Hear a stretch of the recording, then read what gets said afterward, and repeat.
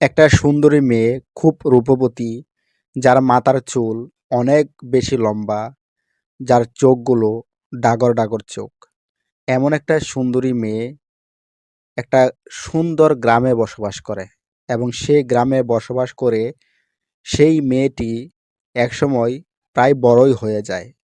কিন্তু তার বয়স যখন ১৬ থেকে ১৭ হয়, তখন মেয়েটির সাথে ঘটে যায় একটি মর্মান্তিক দুর্ঘটনা। আর সেই মর্মান্তিক দুর্ঘটনায় মেয়েটি, এত সুন্দর একটি মেয়ে, এই পৃথিবী ছেড়ে চলে যায়। কিন্তু কি সেই মর্মান্তিক দুর্ঘটনা? আর সেই মর্মান্তিক দুর্ঘটনার সাথে আজকের এই গল্পটির বা কি মিল আছে? বন্ধুরা, সবকিছু নিয়ে বিস্তারিতভাবে আলোচনা করব আজকের এই ভিডিওতে। এই ভিডিওতে একটি ভয়ঙ্কর ভৌতিক একটি চিত্র তুলে ধরব। এই রূপবতী মেয়েটি, সে যখন মারা যায়, তখন তার আত্মাটি এই পৃথিবীতে থেকে যায় এবং সেই গ্রামে সবসময় এই আত্মাটি ঘুরে বেড়ায় এবং গ্রামের কয়েকজন লোক প্রায় সময়েই মেয়েটির আত্মাকে দেখতে পায় যখন রাত গভীর হয় তখন।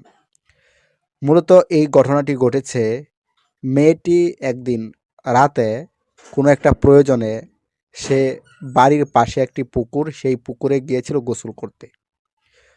পেছন দিক দিয়ে কিছু বখাটে ছেলে দুষ্টামি করে মেয়েটিকে ধাক্কা মেরে জলে ফেলে দেয়, পুকুরে ফেলে দেয়। এরপর পুকুরে মেয়েটি যেহেতু সাঁতার জানতো না, সেখানেই পড়ে মারা যায় পানিতে ডুবে।